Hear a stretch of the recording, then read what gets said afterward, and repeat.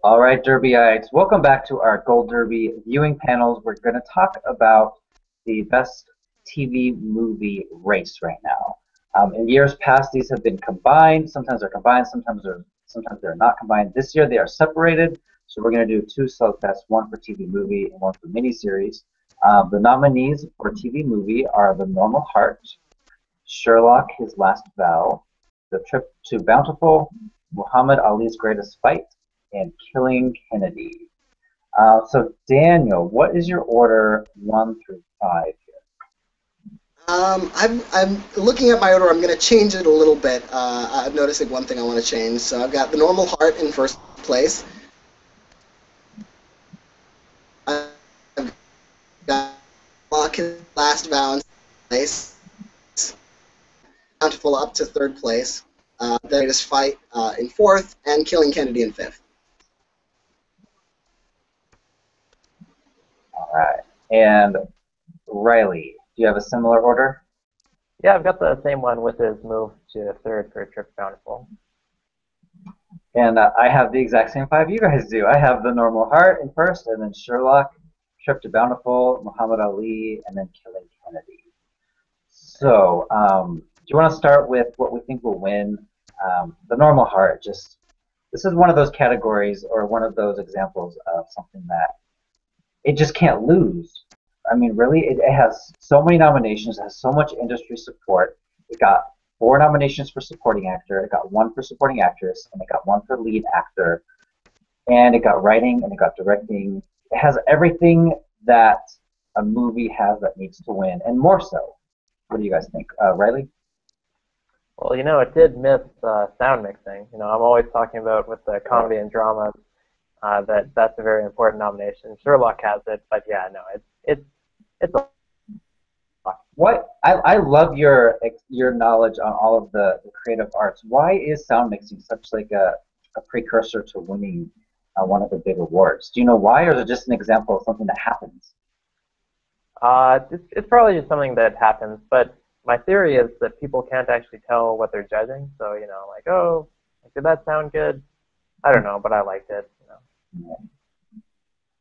And Daniel, Normal Heart is winning, right? Or can something else win at all? I don't think so. I mean, in terms of nominations, Sherlock did pretty well with 12 nominations overall, but I mean, it doesn't. If that's your strongest alternative in this category, it's really not strong enough, given how much support there was for The Normal Heart. Given that it got those 16 nominations, despite being a relatively small-scale character, a character-driven piece that's that got into all those creative arts races anyway. Uh, it really does seem like there's not even really an alternative to vote for in this category. Mhm. Um, my I think it's issue. interesting how. Go ahead. Oh, sorry. The Normal Heart, it has all the buzz, it has the acclaim, but actually, The Trip to Bountiful and Sherlock were also both very critically acclaimed. They actually rank higher than Normal Heart on Metacritic, for example. Really. My thing when a play is adapted to a movie, it needs to feel like a movie, and The Normal Heart does. For me, it feels like I'm watching a movie. You could watch it and not even know it was a play at one point. Compare that to The Trip to Bountiful. It felt like I was watching a 2-hour play with commercials. It didn't feel like it was a movie, even though it's in the made-for-TV movie category. It felt like I was watching a play. And I was at the TV Academy a couple months ago, and the whole cast was there. Cicely Tyson, Nessa Williams, and Blair Underwood were there. And the director was there, and he was. Someone asked him a question about like why they didn't do as many outside shots or things like that. He said they wanted to, but they ran out of time. So he wanted to make it feel more like a movie, but they only had like two or 3 weeks to film this thing. So that's why Trip to Bountiful feels like you're watching kind of a play, and I think that's a major hurdle that this thing will have to overcome, and I don't think it can overcome it. So I think, long story short, I think if you're comparing the two plays that were adapted this year, Normal Heart wins by a landslide. But what about let's see, Muhammad Ali? That's an HBO production. Lots of great cast members in that. Daniel, you watched that one, right? What did you what do you make of that one? I think I predicted it would get in. It's the sort of thing that it's important subject matter. It's an A-list cast. It's a named director, which is always important. I liked it a lot. I was surprised. It's not just sort of this dry history lesson. It's actually really exciting. I would consider it more of a contender if it got anything else besides best movie and best directing. Um, I mean, if it were going to be a real contender, we would have seen an A-list star like Christopher Plummer get in, or Frank Langella get in, or it's so writing driven. It's so much about arguments and characters discussing issues. It didn't even get a writing nomination, so I like it a lot. I think I like it a little better than maybe the TV Academy did, given how few nominations they gave it. I feel like it had more support in those other categories that it really should have gotten into. Then it might be a contender. But as it stands, it really probably isn't. All right. I think the biggest thing it has going for it is that it was on HBO. And HBO, back when this was its own category for TV movie, HBO won like 15 in a row or something, with the exception of Door to Door, which was a TNT production. So in other words, if you're a movie on HBO, you have a really good shot of winning. It doesn't matter what it's about. It's just that I feel like the voters see those three letters and they're like, oh, click, click. I'm gonna give that my vote. But this year, of course, they have The Normal Heart, which was on HBO. So sucks to be you, Muhammad Ali, but just the way the cookie crumbles this year. What about? We talked a little bit about Sherlock, but I want to talk more about it because in a previous Slugfest we mentioned how this show it's basically a miniseries. So they do 3 movies every year, and for some reason at the Emmys they only submit one, and they call it a movie. They don't call it a miniseries. And I think that over the past 2 years that wasn't an issue because movie and miniseries were combined. But now that they're separated, they're still only calling it a movie. I think that's a mistake. They're missing out on a lot of nominations they could be getting. And also, Daniel, you mentioned that Cumberbatch's biggest scenes were in the second movie, and voters are not even going to see that. So are they making a mistake here? This should be over in the miniseries category, right? Yeah, I think so. I understand why they first did it. A few years ago, we were still seeing the early days of the confusion between movies and miniseries. They just made the exception for Downton Abbey to let it repeat as a miniseries, even though everyone knew it ended on a cliffhanger and it was coming back for another season. And it was the same thing with Luther. Luther aired 6 episodes its first season, enough to qualify as a drama. It was not a single self-contained story. It had a created by credit. It had every single factor that should disqualify you from the miniseries category, it had. So, and they let it compete as a miniseries anyway. So, and I can understand that Sherlock might have wanted to avoid that and just take one standalone movie and say, this is its own movie. It has a beginning, a middle, and end. That's that. And not have to worry about that confusion. Ever since they've been making so many exceptions that there's no longer really a rule, it really should have been a no-brainer for them to submit the entire miniseries as a miniseries. Because I don't think they'll beat The Normal Heart for TV movie. I don't think they probably would have beaten Fargo for miniseries. But I think you're giving the show and the actors the best chance they have if voters are judging the entire season. Mm-hmm. And now, kind of a surprise nominee, I would say, was Killing Kennedy, and that aired on the National Geographic Channel. So, way to go, Nat Geo! You guys got an Emmy nomination, and a big one too. So this is based on the book by Bill O'Reilly, and it starred Rob Lowe as John F. Kennedy.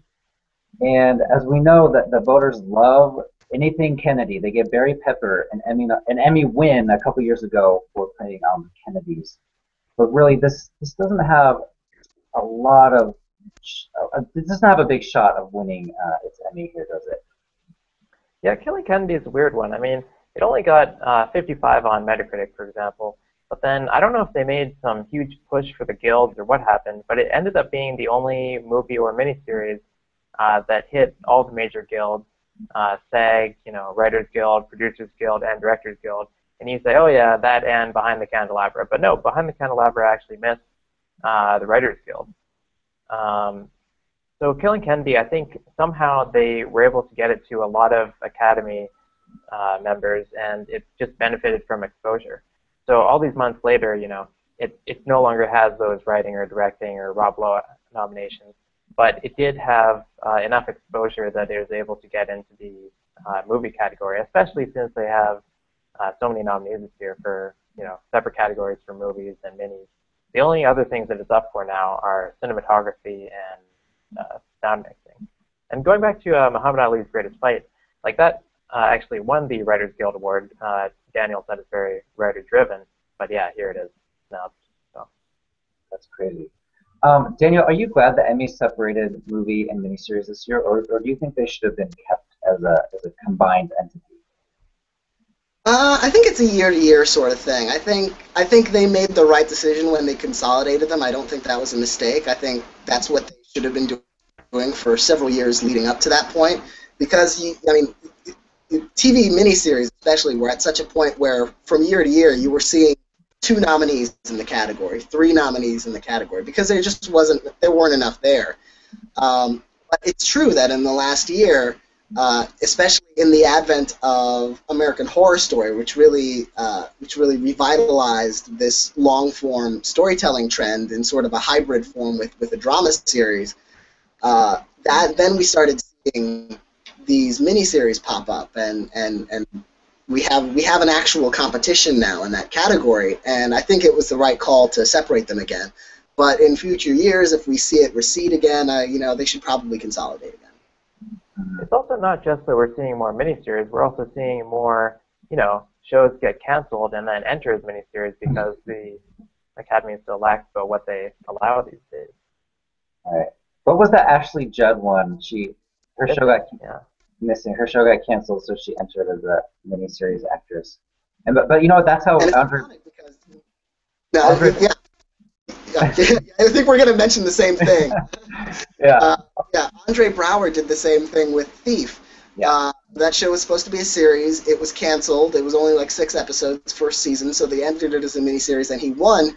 The irony is that was the reason they toughened the rules, and those are exactly the same rules that they have completely thrown out now. Right.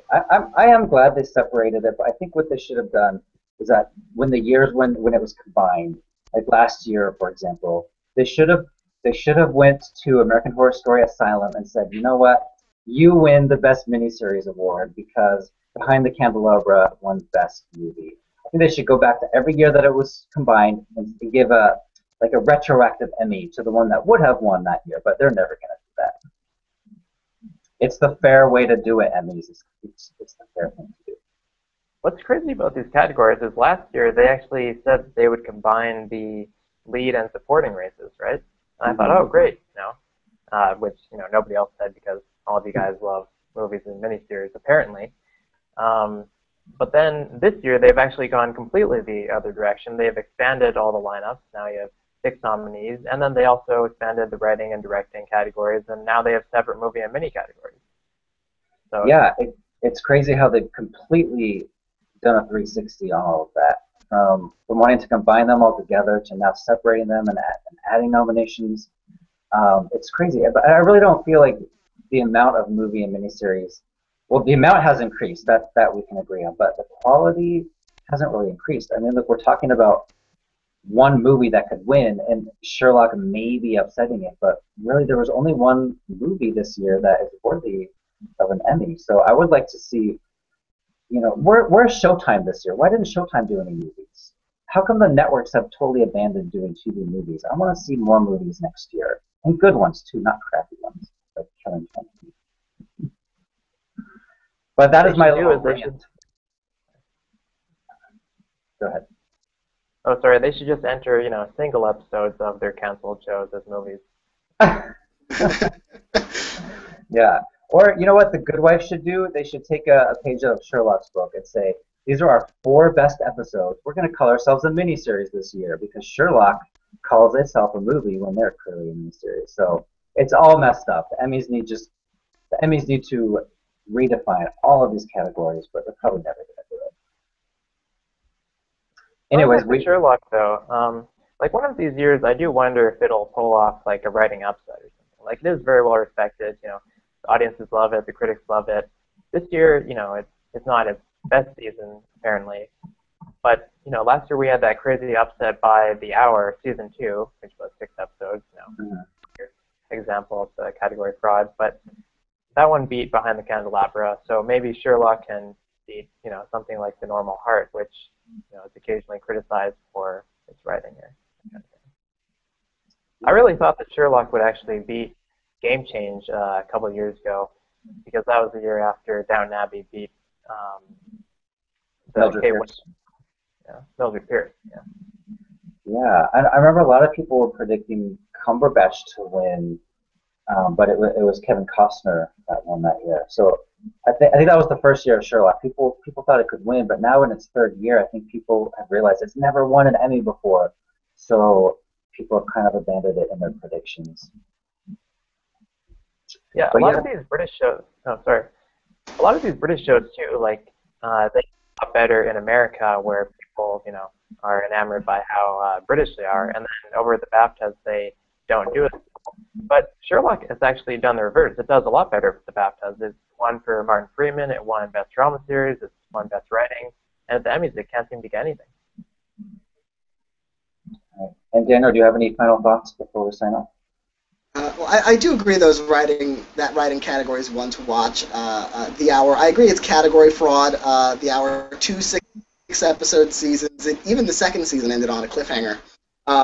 Though I was thrilled to see that show win an Emmy because it was one of my favorite, most underrated shows in the last couple of years, and to take down Behind the Candelabra in that category. We do know the writing branch in particular has been known to be independent thinkers, and Sherlock does have the benefit of Stephen Moffat as a writer, who is really a really cool writer. He's not only the showrunner on Sherlock, he's the showrunner on Doctor Who, which doesn't compete at the Emmys. So, you know, you never know if there are some fanboys in there who really just want to give him an Emmy.